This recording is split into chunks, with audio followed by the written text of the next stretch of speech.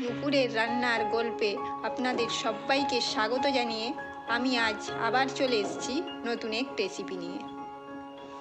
আজ আমি বানাবো শীতের সেরা হাঁসের মাংস, একটু অন্যরকমভাবে। এখানে আমি নিয়েছি হাঁসের মাংস। প্রথম আমি মাংসে লবণ আর হলুদ ভালোভাবে মাখিয়ে নেব।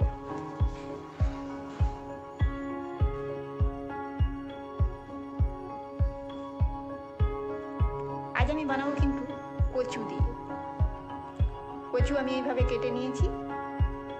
এখানে আমি নিয়েছি পেঁয়াজ কুচি, গোটা গরম মশলা, আদা রসুন বাটা, কাঁচা লঙ্কা বাটা।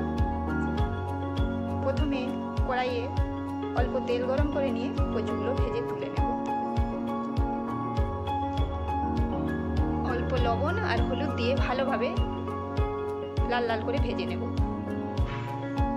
দিয়ে তুলে নেব।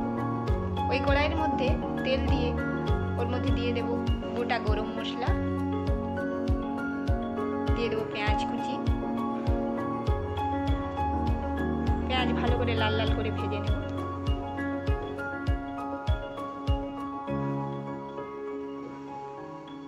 দিয়ে দেবো আদা রসুন বাটা।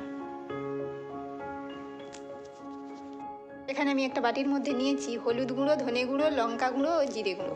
জল দিয়ে গুলে নিলাম, দিয়ে ওই মশলার মধ্যে দিয়ে দেব। দিয়ে আবারও ভালো করে কষিয়ে নেব। লবণ পরিমাণ মতো দিয়ে দিলাম, চিনি সামান্য দিলাম।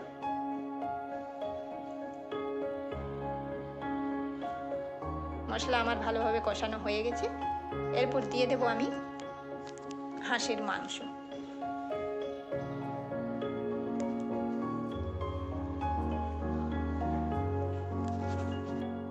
এবার মাংস আমি ভালোভাবে কষিয়ে নেব।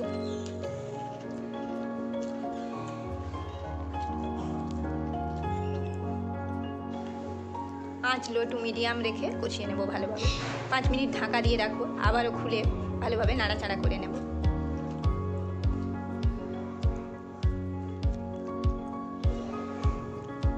এখানে আমার প্রায় কষানো হয়ে এসছে।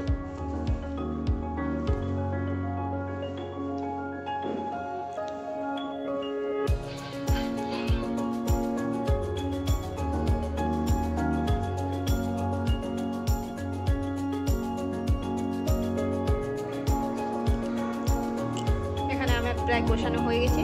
দিয়ে দিলাম ভেজে রাখা কচু, গরম মশলা দিয়ে 1 থেকে 2 মিনিট নাড়াচাড়া করে নিয়ে ওর মধ্যে দিয়ে দেব গরম জল।